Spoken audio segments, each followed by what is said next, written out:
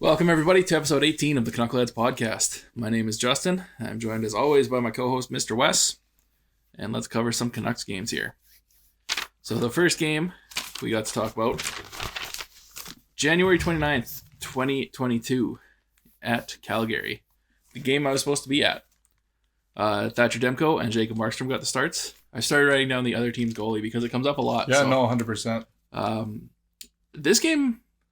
We'll just get right into it. This game sucked from a Canucks perspective. This game sucked a lot. I'm kind of glad I wasn't there. Yeah. Like, the only player kind of worth the price of admission tonight was Demko. Yeah. That's just kind of been a given all year. So. Yeah, no, it was not that fun of a game to watch, honestly. And early on, we had an ejection. I believe for the first time this season. Yeah. Tyler Myers got tossed for a high hit on Trevor Lewis, I believe. I know his last name was Lewis. I think Trevor is his first name. Yeah, which there was quite a bit of controversy around the hit just because of Tyler's size, right? So. Yeah, I've heard both arguments of this, and like, I don't think at this point in Myers' career you can really use that as an excuse. I think it was a bad hit. He got hit in the face maybe first, and then you could tell he was out for blood, right? He wanted to hit the guy. He was pissed because the ref didn't call. The guy was trying to fight him off and hit him in the face. So then Myers was like, all right, you want to play that way? And he definitely gave it to him, but I don't know. I didn't think it was ejection worthy, but I mean, the refs are out to protect the players these days. So that's the call they made. And like, at this point, I don't think you can really blame Myers' height on this because he should be used to it. Like, he should know how to throw a clean hit. Like, and I get it. Like, it also is hard for him too, but that's the thing, right? Was he supposed to go down to his knees and slide into the boards? It's tough for him, but at the same time, like, he definitely had some aggression behind it. But that's hockey for you. You could definitely tell that he knew, like, I'm gonna fuck this guy up. I don't think he meant to do that. He just wanted to throw a hit. But yeah, he wanted to crush him. So in this game, the Canucks power play went 0 for 3 and had no shots on net. Yeah, this is one of the most frustrating things about the Canucks this year is sometimes they understand that to score goals, you have to shoot the puck, and sometimes they just don't want to do it. They don't shoot. Like, you have all these guys that can rip a puck. Yep. Like, on the power play, everybody except Quinn Hughes is a one-shot goal scorer on that. Yep. Miller and Petey and Besser have rocket one-timers. Yep. Bo can score from that bumper slot like nobody in the league. It's frustrating. Yeah. There's just so much skill and firepower, and they just decide to not use it. I just don't understand. Which Boudreaux has mixed up the power play one a little bit, but I feel like he could still mix it up a little bit more than he has been. Honestly, after a game like this, like, I think if I'm the coach, I'm putting like Mott, Highmore, and Lamico as my power play one, and I'm gonna throw like Luke Shen and Tanner Pearson or somebody on there just to send them, like, not for your whole game, but like that first shift, just to send a message. Like, if you're not going to shoot the puck, you're not on PP1. Yeah, you're not playing. No, I totally agree. And that's why I love, like, Garland as an option there, because the guy is never afraid to shoot the puck from crazy angles. Like, that's how Petey almost got that deflection that went off the pipe. He was just against the boards, just whipped it towards the net. Petey tips it. Like, Garland's one of those guys who will just shoot. And even Hoggs, he's always willing to shoot, but sometimes he tries to get a little too cute with the puck and loses it. So that's probably why he doesn't get that slot. But yeah, it just in a game like this, right? Like, the Canucks lost 1-0 in overtime. You get one goal. Yeah. Like, that's it. Like, that's the game. Yeah. And shoot the puck. Like, 6 minutes of power play time and no shots. Yeah. That's embarrassing. So, speaking of overtime, JT Miller in overtime, just a horrendous effort on the back check. He was driving to the net, got a stick slash out of his hand, so it could be a penalty, right? I think that's why But he chose to bitch to the ref and just, like, lollygag back to the bench to change. So the Flames had a 3-on-2, and that's it. Game over. Johnny Gaudreau just rips it past Demko. Yep. Like, Miller comes up a lot because he's been our best player this year. Yeah. He's just a heart and soul guy, but he also does dumb shit like this once in a while. Yeah, he lets his emotions get the best of him a lot of times, and it's tough, right? Like, that's definitely a penalty, but you can't sit around and moan about it for too long. You got to pick your stick up and get back into play. Especially in overtime. Like, have a conversation with the ref after. Like, you have never once seen a player like bitch to the ref afterwards, and then the ref be like, okay, yeah, it is a penalty. Exactly. It's not going to happen. So there's no point in doing it. Instead, he just took forever getting back to the bench, and I think Bo changed for him. And by the time Bo got on the ice, the game was over. Yeah. So just, not good on Miller's part. Boudreau said they would talk about it afterwards, and Miller knows that that was the wrong thing to do. He just got caught up in the heat of the moment, but still, from your best player and one of your leaders on the team, you want a little bit more than that. Yeah. This one, Thatcher Demko, was ridiculous. Canucks had 15 shots on net, so Markstrom was good, but he didn't have to be great or anything. Barely anything all night. And that's not a shot against Markey. It's just we got smothered. Yeah. So 1-0 overtime loss. I believe I said 3-2 in overtime. So I got the overtime part right. I was ridiculously wrong. Yeah. No one expected a 0-0 going into freaking overtime, though. That was a horrendous game. So then we're on to the next game. Vancouver in Chicago, January 31st, 2022. This was Halak versus Fleury. And right away, just because I saw Fleury in net, I was like, fuck, here we go. This is going to be another, we're going to lose 3-1 or something. Yep. But we'll get to that eventually. 600th career game for Alex Chiasson and JT Miller tonight. So congratulations to those two guys. Miller, we're looking for a better effort from you in game number 600 than in 599. Vasily Podkolzin was scratched for the first time in his career. Yeah. Interesting choice, but I get it, right? It's his rookie season. Just give him a different perspective. And he hasn't been shooting as much as of late, so I think that's kind of the message they're trying to send. Is and Boudreau talked about it too, right? He said he wasn't scratched for doing something wrong. It wasn't a negative thing. They just wanted to mix it let him watch the game from a different angle and kind of get a different viewpoint on it. So I'm all right with it. And this one, goal from Alex Chiasson.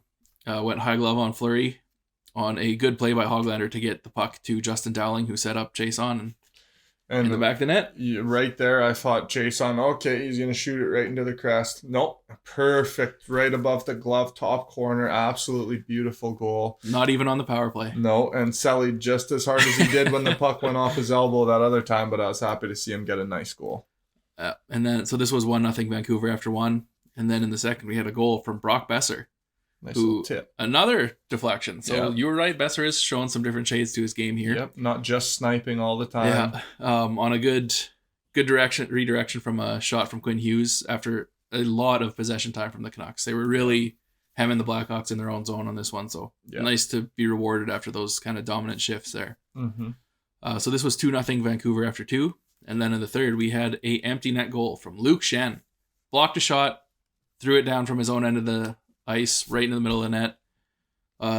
The whole team was stoked to see Shen score one, and rightfully so. Anytime Shen pots one, the boys love it. And he scored the Gatorade Player of the Game from the Canucks as well, because he had a ton of hits. He had 12 hits, a goal. He was tied on fire. His own franchise record of 12 hits in a game. That's awesome. Luke Shen throwing the body. Yeah, I would be interested to see if you take those two games from Luke Shen. Just not to pick on the guy, but because it's not his game, but I want to see how many games it would have took Henrik to get 24 hits. just as a comparison. So Canucks win this one 3-1. Yeah. On a good night from Yaroslav Halak. The one Blackhawks goal was a little bit weak, but he had a actual lead to work with for the first time. So I believe this was the first time he had a lead of 2 goals all season. And Halak did play great. Yeah, he was good tonight. I was really happy with his game. He was awesome.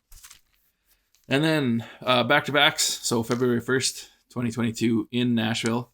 Demko and Saros get the starts.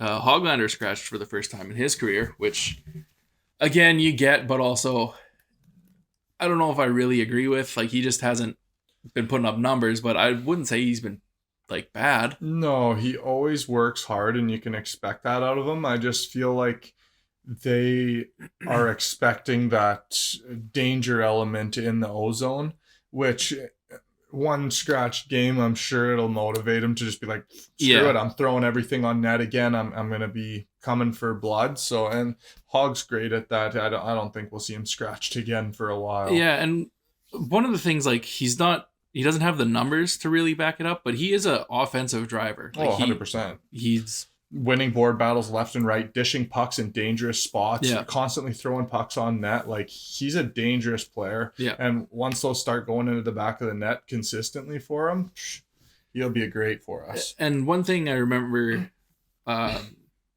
believe it was a podcast I was listening to. I can't remember who was talking about this, but really this is still a rookie season for him, right? Like, his last year was technically his rookie season, but he didn't leave Canada, right? So this is, everything's new to him, like traveling to the States and different, like a lot more different time zones and everything. He's so learning. Yeah, it's still hard to remember that, you know, he never really went through all that because he's played a year in the NHL, but still, like, there's a lot for him going on this year. So you gotta remember that and take that into accord. So Tanner Pearson was back in this game too, which I wasn't expecting. I thought he would be back after the All-Star break. But, I guess really if he had to quarantine, there's no hockey going on for a while anyway. So we had a goal in the first from Matthew Highmore on a breakaway from inside the blue line on a good like backhand pass from Lamico. Again, that fourth line that's really playing like third, second line minutes. Been great. They've been amazing. And you see, like, when Boudreau gets frustrated because the top players aren't playing well, he'll just play that line. They do play a lot. And it's awesome. It is kind of awesome. I love to see it because Boudreau's like, these guys are playing good. They're constantly keeping the puck in the other end. So we'll just play them. Yeah, and it's nice to have a line like this where you can kind of send a message to your top guys. Because, right, like, all through the Travis Green era, he didn't really have the depth to do something like that where you want to roll your fourth line to be, like, give your top guys a kick in the pants, basically. Which Travis Green never really showed faith in those specific guys. Mott had his confidence, but definitely Lamico and Highmore, no. No, and that's the thing. Boudreau showed confidence in them, and look at them now. Flourishing. Playing great. All of them. Like, it's a great line. It is. People rag on him a little bit because they do get kind of hammered defensively, but you got to remember Boudreau's not line matching. He's just throwing them out there. So if they get up against the Huberdeau line in Florida, like that's take tough. That into account, right? That's not really. It's the best team in the league. Yeah, it's not kind of their fault, right? The coach just has confidence in him to throw them over the boards, like whoever's playing. So. And I would like to see their time on attack. You know what I mean? Like, I bet they're positive. I think so. Like 100%. Play a lot of offensive hockey, which is nice.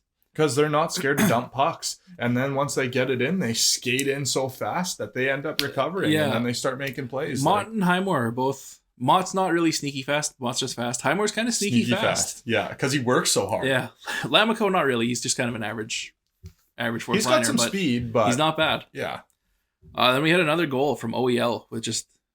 spin and fire a knuckle puck on net. I loved that goal. Yeah, it was... I've been waiting for OEL to get one because he gets a lot of shots through, and I knew it was only a matter of time. And just the way he spun looked like he didn't even look at the net, really. I honestly, when he did that, I was like, this is going to miss the net by a mile. And then you hear it hit the post and go in, and you're like, whoa, how did that just happen? But yeah, man. Good screen from Miller. Yeah, 100%. He definitely helped him out there. Yeah. But OEL's great at getting shots through. I was so glad to see him get a goal there. Definitely sellied hard for him. And he's been, like, statistically, he's been our best defensive defenseman. He's an elite defensive defenseman. Yep.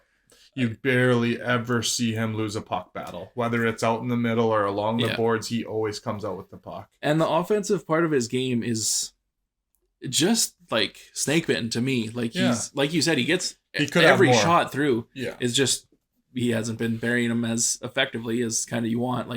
But still, like, he's got 3 goals, I think 9 points on the year, something like that. Not great, but also I don't feel like he's been playing to that level. He's been better than his points total. So. Yeah, it's almost like the offensive part of his game is just a bit of a cherry on top right now. He's been great defensively for us, and that's really what we need right now. And really, there's only one guy on our blue line going to get top power play minutes, and that's Hughes. So you take away that from OEL. That's a lot of points that come off the board. I was happy when Boudreau was mixing up the power play. He had Quinn and OEL out there at one point, which I kind of like to see. It's kind of a nice little nostalgia thing, but I don't think that's the way power plays should be. Unless it's always 1D, man. Unless you are kind of hammering point shots. But then you need somebody like a Pearson who's your designated net fronts. Like how Detroit used to run their power play, like with Holmstrom. Yep. Where he's like, you stand in front of the goalie and that's it. Don't move. Yeah. If we had a guy like that, I could see it a lot more where you can just throw a little wrist shot on net or something. Yeah. So the whole reason that I like OEL and Quinn Hughes on the power play one is because then it frees up Quinn to go into the zone That's true. and create plays, which he's so good at, and just let OEL sit on the blue line. You know what I mean? Give Quinn that freedom. I didn't ever think of that, but that is a good point. No, for sure. Because he's a great offensive player as well. When he dips into the zone, he creates danger. So it's nice to see. And really, if he does that, Petey's probably your guy coming back to the point, and you don't really want Petey Rockets. playing defense. No, but Rockets. Just in case. Yeah, but you dish it back to him. He can clap that puck like nobody else. So I like it. It mixes it up anyway. I like it more when you put it that way, but just kind of the way the NHL is now, you want just firepower on that power play. Yeah, for sure. Also on the goal, a good board battle from Pearson and Besser to get OEL the puck. Yeah. And then that was kind of it. Canucks lose this one 4-2 in regulation. And then we're all on to the All-Star break. Quickly. We're good. We're good. Okay. I thought we were ending there. Philip Forsberg in that game. All over the place. Holy smokes, man. That guy was everywhere. I just wanted to comment on that because, man, he had a game. Holy smokes. And he tried to score the empty netter. Didn't get it, though. I was glad the boys robbed him of that. Yeah, no hat trick for Forsberg, but he did pot 2 He was disgusting everywhere. Goals. Yeah. Like, nothing Demko could do on either of those. No. Okay, so now we're done with games for the week here. The Canucks are on a bit of a break for the All-Star weekend, which we should talk about right now. We talked about this a little bit too, I think, off camera. To me, the All-Star game is not so much for like you and I anymore. That's like a for kids kind of thing, 100%, right? yeah. The skills competition is kind of fun. Like I like it. Yeah. I like tuning into the hardest shot and like accuracy Me and too. everything. I want the All-Star format just to go back to best players. Yeah. Every team needing to have an All-Star thing kind of ruins it. Like, yeah. And no offense to like the guys that came in from other teams. Yeah, but like, let's just have the best players. Like Nazem Kadri was a substitution. He barely got in. Dude's like 5th in the league in points, having a monster year. Yeah. Things like that he should have just been in, right? Yeah. Like, sucked that Ovi wasn't there, tested positive for COVID. Like, that you'd like really see him sucked. in the hardest shot. But I did like that Kaprizov kind of did like the Ovi, you know what I mean? That was pretty cool of him to do. Kind of ballsy to do that in Vegas too, right? Because the 100%. Capitals won the cup in Vegas. Like so Wilson, anytime he touched the puck or did anything, they were not just happy. Lost it on him. Like Duncan Keith in Vancouver. Yeah, literally. But yeah, I wish they would go back to just the best players get in, right? Like, even if you make it like a fan voting thing, still, I think that's the best way to do it. Yeah. Like, they're a guy, like Nick Suzuki, I don't mean to pick on the kid, like, shouldn't be there. Like, Montreal is having a horrendous year. Like, terrible. Yeah, like, they don't really have an all-star on their team. And not just, like, I don't mean to rag on Montreal. Like, I've got nothing against them. It's just facts, right? Like, Canucks aren't having a great year, but we have 3 guys that could have went potentially. So yeah, and that's the thing with like Suzuki is like he's a great player. He is. It's just his team is doing terrible right now, and I don't feel like you should like scald Suzuki for that and rob him of his chance to go. But like I get where you're coming from. Like, but like if you had a vote, I don't think he'd be on there. You know what I mean? Definitely not. Yeah, I don't think so. So there was a few guys that were there that I was like, come on, man, put Quinn Hughes in there, or I would have loved to see just one of our players besides Demko. JT Miller deserved to go. 100%. JT Miller, Quinn Hughes could have went. I would have been really happy if at least one of them could have went. It would have been cool to see Jack Hughes and Quinn Hughes both there. Yeah, that's a good point. I never thought of that. And some of the skills competition things they did were like kind of okay. I didn't mind the blackjack thing. That was different than I thought they were going to do it. It was kind of unique. Yeah, it was like the year before they did like the elevated, like getting the points, like wristing the puck down in to get points. And I thought the cards was cool. Frickin' Pavelski just smoked everyone. Yeah, I didn't miss a shot. No, he was just lights out. And like kind of different unique things because it's Vegas too, right? So I like that aspect of it.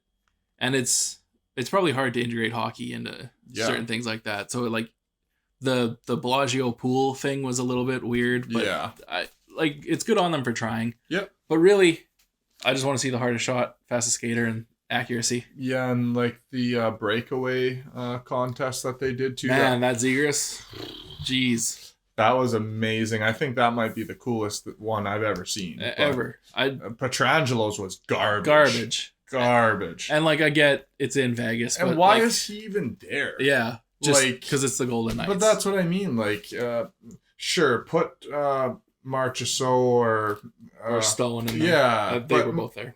Why? That's what I'm saying. 3 Golden Knights? Like, I get that you're at home. But, like, you could have slotted, like, JT Miller or someone that's actually having someone who's having a great season. Petrangelo's not having a bad year. It's just... No. And, like... Come on, that effort? One of our guys could have put something way better out there. And, like, I get it that it's kind of a show thing now, right? But, like... You could tell it was forced, though. Yeah. He didn't even want to really do it. Yeah, and it wasn't good. Like, his weird LED lights on his jersey and stuff. It was terrible. And they put the drum line so close that he couldn't do anything anyway, right? Like, if you're going to have the drummers out there, like, put him by the board so he's still got room to move around. Yeah. He basically could skate on net, and that's it. Yeah. And he didn't even fucking score, and he won. It was terrible. That was over after Zegras. When he won, and Jack Hughes and Zegras didn't get any credit for that, I was just like, okay, I just shut it off because that was complete garbage. Like the Hughes one was a little over the top. I appreciate it. Yeah, I appreciate the effort. It was kind of cool. Yeah. Zegras was just flat out filthy. Amazing. Like, blindfolded, one hand on his stick. And the dodgeball, I like the whole thing, man. That, like all I seen on social media from that entire challenge was Zegras. Yeah. I didn't see anyone else's clips, and that's why Zegras obviously should have won. Yeah. The fact that one of those judges scored him a 9? Yeah. I wanted to be like, bitch, you get out there. You go try that. And let's just wait till he does that in an NHL game. Yeah. And then let's wait 10 years from now when kids have been practicing this since they were 5 doing this Zegras stuff. Like, it's going to be filthy. Yeah. The league's going to be different. That kid has a next level set of hands. Like, it would take me, could probably never do that in my life. Yeah. And I like how they had Always Hockey there. He was warming up with the boys too, just kind of showing off some moves. I want to get his full name right. I know him as Always Hockey because that's his tag on Instagram. And BX did a good job too, commentating. He was down on the ice talking to all the different players and stuff too, so it's nice to see Juice getting in there a little bit. Yeah, Zach Bell. He was there warming up with the boys, and he seen Zegras' move in warm-ups with the blindfold on and stuff, and he was like, I guess we should have mentioned that too. He was blindfolded, Zegras, when he pulled off this. Go YouTube it. Just go watch it. It's ridiculous. Filthy. So yeah, those are our ideas for the All-Star game. So, in your opinion, we kind of said already, but who from the Canucks should have been at the All-Star game besides Thatcher Demko? Yeah. He definitely deserved it. Yeah, Demko deserved it. I would send Miller, and Hughes could be close pretty second. 50-50. Yeah, close second. To me, the All-Star game is more about, like, your numbers, I think. Like, obviously, Quinn's numbers aren't that bad. They're not bad. Where I think Quinn has really improved is defensively, though, and that never gets praise in an All-Star game. So that's kind of my only real thing there. But yeah, he did not deserve it. But, like, I think Quinn Hughes deserved it more than Pietrangelo. I'd probably agree with you. And Miller should have been there. Like, yeah. Like, and that's the thing. Like, you want to make the All-Star game fun and stuff like that. Quinn Hughes is a fun player to watch. Same with JT Miller, especially in 3-on-3. Both of those guys have showed like they're plenty exciting in a 3-on-3 situation. So it would have been nice to see, but I get it. We're in Vegas, blah, blah. But yeah, just some ideas about the All-Star game there. Also, best All-Star jerseys ever, I think, were the ones from Dallas. I want to say in like 97 or something like that. These ones, I think they were on a budget here. Because the socks didn't match. Like, the socks were all the same. Yeah, I think they were on a budget this year. I think they maybe just because of COVID and stuff, the numbers weren't up the way they usually were. But I was not impressed with the jersey situation this year. The actual jerseys I didn't mind. But yeah, the socks made it weird. Yeah. Very weird. Yeah. They're all matching socks. So it's like, oh, we'll just give everyone the same socks but different jerseys. I didn't like that at all. Yeah. Like, makes you look trashy a little bit. Yeah, when that's some beer league shit. Exactly. When Petey and Quinn were playing, like, they had full matching gear, like nice all-star jerseys. I thought it was up to par. Those ones were weird too because they were their regular team logo. Yeah. But they were just different colors and stuff. So it was different, but I liked that. It was not bad. But I like the Dallas ones, especially the purple ones. Those ones were nice. So let's go over. We kind of ripped on the All-Star game a little bit. But it could be better. I enjoyed it, but also, one more thing too. Just give me East and West. I want one game. I don't like not a bunch of mini games or anything like that. Give me one game. Each goalie plays a period. I get that kind of sucks a little bit, but still. Yeah, they have it like tournament style set up right now. I just think of all the moments when maybe it's just more a nostalgia thing, but like, who was it? Owen Nolan in San Jose having that breakaway against Hasek, like pointing top corner and scoring, like things like that. Cool stuff. I don't know. It just sticks out to me. Yeah. And I get you're trying to do different things and attract a bigger audience, but to me it was better back in the day. But I feel also like, might just be an old man thing. Yeah, well, I feel like maybe they're just trying to get each guy more ice time by splitting it up. But at the same time, like, you get to see more of these players play together when it's just East and West, right? Like, you get to see the accumulation of all these players on one team, which is pretty cool. And then you can mix up the lines more. It just gets fun. Yeah. And you can do like out of conference too, right? Like, McDavid and Draisaitl aren't going to play with Miller. They could have somebody else from the Western Conference there, right? Like, I don't know. I can't even think of the divisions right now. Like a Kaprizov or somebody like that. Someone just fun. Like insane skill. Yeah. Like that. Or a McKinnon, right? You could see McDavid, McKinnon, Draisaitl. Like, how fun would that be to watch? Yeah, and the fact that Nathan McKinnon wasn't at the All-Star game sucked for me. A little bit, I would have liked to see him there. I get it, Cale Makar, but... Well, he was hurt too. Yeah, but... It would have been sick to see him and Ovi there. Plus, it sucked that Shea Weber wasn't at the Slapshot contest, but... That's another thing, too. Like, you can have... Like, those guys don't have to be there because they're all-stars, but have somebody... Like, you could have Daniel Sedin there just for the accuracy, right? Because he went 4 for 4 in whatever it was. Like, you could have Chara or Weber there. I get Weber not so much because he's hurt, but, like, you could have Chara there just to take a slap shot, right? Yeah, because it's fun for the fans. Yeah. And it was funny that when Hedman won, he said, like... it's nice kind of that Big Z and Weber weren't here because it opens the door for me to get it for the last 15 years. Exactly. So it does kind of open the door for other guys, but we all know who has the hardest shot in the league. So, good All-Star talk. One thing I wanted to talk about was Tucker Poolman too. I want to start off with the negative, and then we'll do some positive. This is something I meant to bring up a little while ago too. I just forgot to write it down and bring it up. But before he left the lineup for his illness, whatever he's dealing with, one thing I don't like about the way he plays is when they're transitioning to offense. To me, he wants to play forward until he reaches the blue line. Then he remembers that he's a defenseman. So he's always up at the line when they're entering the zone. And I don't like that. I want him to hang back a little bit. Yeah. Because if there's a turnover, then you're hooped. Screwed. Yeah. And he's not like the best offensive guy we have. He's not the best defensive guy we have either. So he's playing a little too offensive for his game. Yeah, it's just a weird thing I've noticed recently that I just kind of want to bring up. So the negative, the positive that I want to end with is that he did the right thing leaving the bench when he was sick. And we talked about this a little bit. I just wanted to bring it up again. Like that's hard to do. Yeah. Because you're supposed to be tough. You're supposed to tough through things, but you get ripped on something like that. But yeah, right now, like with COVID and protocols and everything, this was the right thing to do, and it definitely took a little bit of guts from him. So Tucker Poolman, especially to go out to the bench, then to have to be the only player to skate back, you know what I mean? So it definitely was gutsy, and it was the right move. Yeah. So for the things that Tucker Poolman doesn't do well, he does some things right. So okay. So as we kind of get into the last chunk of the podcast here, one thing we should go over that you actually sent me on Instagram and I had heard a little bit on Twitter is the Connor Garland trade rumors. To me, you don't move Garland unless you're getting a haul, right? Like he's on a good contract. He's a young player. He fits in with the core. Yeah. He's on a good contract, right? Where he's not overpaid, I don't think. No. I think he has a great contract. Yeah, and he's got room to just improve the value of that. Like he's still a developing player, I think. So I was really sad to hear that he was even in talks because he just got here. I've been enjoying Garland so much as a player. I want to buy the Garland jersey, you know what I mean? So to hear that, I was just kind of sunk me down a little bit. Yeah. I don't want to see a guy like that leave the team, nor do I want to see a guy like Millsy leave the team. But with Millsy, I get it a little bit more. That one for me makes a little bit more sense, but Garland, like he just got here. Yeah, and with Miller, right, he needs we'll get into this, but I want to talk about Garland, sorry. Yeah, I agree with you.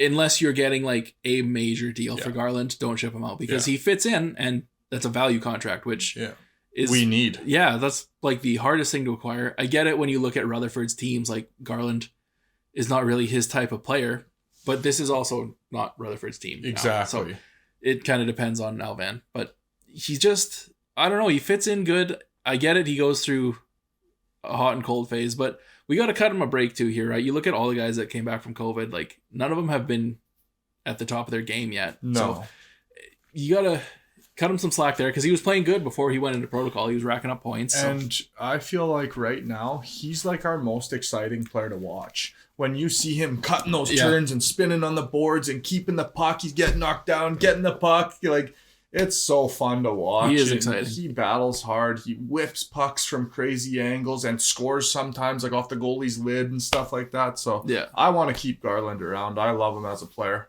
Yeah, like just imagine if he was 6'2", 200 pounds. Like he dropped the mitts with a guy 50 pounds heavier than him. Like Garland's got throws big hits. Like, yeah, man. Garland's got heart. He's a Canuck. if he was a bigger guy, like you would not have another one of him in the league. So no. I get like sometimes you look at the size still, even in this kind of day and age of the NHL. It doesn't bug me whatsoever. Me neither. I've moved past that. Yeah, with Quinn and now with Garland, you can see what these guys can do. If you can skate, yeah, that you're in. If anything, you're going to burn these big guys. You're going to make them look silly and you'll be gone. Yeah. So, which kind of, we should praise Luke Shen a little bit too here because Luke Shen was that guy that was getting burned. Yep. And he's kind of evolved his game to where he's positionally he knows where to be now. Yeah. But you see it when he's behind. Holy man, is he slow? Yeah. Oh my God, he's an ox. But rarely does that happen. He's been only a couple times. Yeah, very consistent. Back. Yeah, very like he's a smart player. 100%. You really got to give him credit for like saving his career. He was when he went to the Ducks, he was in the AHL. Yeah, looking like he was on his way out. The GM said we're gonna try our best to find you a team to get back into the NHL to prove that you can play. Yeah, he came to the Canucks for those last couple of games, played great, and then got a deal with the Lightning, won 2 cups, and like now he's back. He was a depth piece there, but I think playing with us, he's shown that he's definitely a top 6 guy. Like shouldn't be on your top pairing at this stage of his career, but he's not a detriment to us right now. Not at all. If anything, he's an asset. Yes. He's been great for us thus far. He lays the body. He's willing to scrap for anybody. So I love it. Like you seen when Quinn took that hit the other night, who drops the mitts? Luke Shen, baby. Yep. Good old Saskatoon boy. And also another player that's been in trade rumors a little bit. And another guy where I don't think you trade Shen unless you're getting anything over a 3rd round pick. Like if you're getting a 2nd for Luke Shen, then I see it. But to me, having him on your team is more valuable than having a 3rd round pick. 100%. And there's a reason why he's been playing over Rathbone or some of these other guys. You know what I mean? Yeah. Like Luke Shen is definitely an asset to us. Yeah. And been putting up surprising numbers for Luke Shen. So. He's been great. And I feel like this is his best season in a long time, honestly. Yeah. Yeah, he's been good, consistent, scored a goal. Yeah. Which 2 goals. Yeah.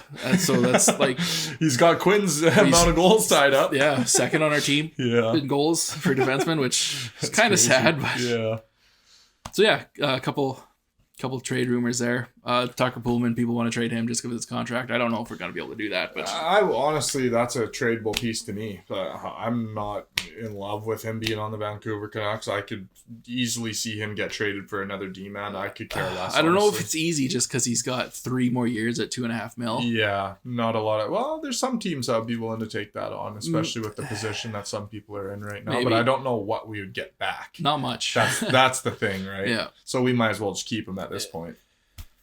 Yeah, it's tough because you want to free up that cap space, and really at this point, like Kyle Burrows, I would take over Poolman.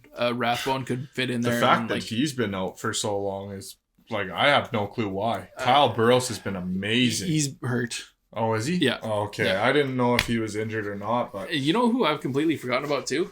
Travis Hamonic. You remember he's a Canuck? I haven't. Since he signed that deal, barely seen the guy. Yeah. And honestly, I thought that was a terrible contract. Right? 2 years? Yeah, I didn't want 2 years. No, and that price point, $3 million. I don't think he's for 1 year I can deal with it, but the 2 years that's too much. I don't think he's a $3 million player. It's just like I don't either. Myers is not a $6 million defenseman, but neither is Travis Hamonic a $3 million defenseman. It depends who you ask, right? If you ask Jim Benning, definitely he is. Yeah, it's ridiculous. Tyler Myers should be at like $4 million. Yeah, if that even. Yeah, but I could see him getting 4. But 4 is reasonable. 6 is a little much. Yeah. So let's go over our Canucks of the week here. To me, it wasn't really like nobody really stood out. Yeah. I have 2 guys in my mind that I'm kicking around. Yeah, me too. Do you want to go first? Do you want me to go first? It doesn't matter. You go first. So for me, I'm going Luke Shen. Yes! Are you going Shen? Yes, I'm going Luke Shen, which I almost went Oliver Ekman-Larsson. Not just because of the turn goal that definitely put a cherry on top, made him a close second, but it's because he's been so solid for us. He has been great, but Luke Shen, baby, putting those numbers up, putting those hits on the board, doing what we really need him to do, and he's executing perfectly. So I'd love to see it. And yeah, like you said, like him scoring a goal is just a cherry bonus. on top. The other guy I was kicking around was Bess, just because he had a couple points. But yeah, he played good. Nobody really stood out to me other than Shen. I was not impressed with Besser in the Chicago game. Yeah, he had a tip goal, but look at his turnovers in that game. Like, trying to get out of the zone was just a headache with him in that game. If you asked him, I bet he's not happy with that game whatsoever. So, yeah, that's the reason I didn't really have him in the running. He had a brutal game against Chicago. Yeah, and like for goalies, like Demko wasn't great against Nashville. No, wasn't bad, but he's still shaking the cobwebs from coming back. And Halak looked great. Halak did look like good. He could have, like, I know he only played one game, but his name definitely got to be in there. Highmore, he's been great as of late. He had a goal. You got to have him up there as well. Like, you don't want to overlook too many guys. Chason has been pretty good. Had a couple goals as of late. So those are honorable mentions for sure. Yeah. But Bo, where are you at, man? You got to get your name on the board here. Yeah, I'm hoping after this All-Star break, the Canucks have had such a stop and start schedule. We are the most screwed over team in the league for like the last 3 years. I swear to God. I kind of agree with you, but yeah, it's just been very weird, and I hope now it's consistent and we can just roll and get in a groove, and because we need to, right? We're still out of a playoff spot. We're still games in hand of teams. It's crappy. Like, we catch our stride when Boudreaux comes in, break. Yeah. You know what I mean? And then all your players COVID. Yeah. Then you start trying to get on a roll again, and then All-Star break. It's like, come on, man. So let's do some score predictions here, Wes. Yeah. Tuesday night, we have the Arizona Coyotes in the house in Vancouver. It's off with your heads, boys. I haven't been wrong for a single game. You have not. Which is amazing. Let's go 3-1. 3-1? Vancouver Canucks. And I bet you Clayton Keller scores that goal for the Arizona Coyotes. I'm going 4-1 for the Canucks. So Wednesday, we got back-to-backs. Arizona's a 9 o'clock start, our time. We got the Islanders in the house the next night at 9:30. So Wednesday at work, we're both going to be dragging. Yeah. So the New York Islanders in the house. I'm gonna go 2-1 Vancouver. The boys will be tired. It'll be a low-scoring game. Yeah, and they're a good team too, the Islanders. Yeah, kind of like us, like lots of weird injuries and well, not so much injuries for us, but COVID. But yeah. Yeah, that's a tough one. That's going to be a tight game for sure. I'll go 3-2 for the Vancouver Canucks on that one. Right, and then that'll be our only 2 games that week. We have one Saturday night, but we'll go over that in next week's podcast. Yeah, we'll have time to do that next week. Off to Twitter, and let's grab the tweet of the week here. Allow me to pull it up on my phone here. So this is from Rob Williams, again, Rob the hockey guy. Yep. And I thought this same thing too. He hasn't played on the team in 2 years, but every time I see number 47 out there, part of me wonders why Sven Baertschi is playing defense. The same thing. Noel Juleson wears 47, and every time I saw him, I was like, man, I miss Baertschi. And with Hoglander, the switch to 21, yeah, that was tough for a couple weeks. He should go back. He was doing better in 36. 100%. Go back to 36, Hogs. Yeah. And just seeing him in 21 was a trigger for a lot, because we had Louis Eriksson just stinking it up out there in 21. Yeah, putting a bad taste in the 21 mouth there. Yeah, 100%. But I think that'll do it for this week. Good to be back consistently 2 weeks in a row for what feels like the first time in months. Yeah, a little bit of consistency back in our lives. Yeah, even though we're doing this on Sunday Saturday, but still, we'll get it out for Monday. Yeah. If you like what you saw, please subscribe. You can find us on iTunes, Spotify, anywhere there's podcasts. Yeah, all that good stuff. Another one in the bag.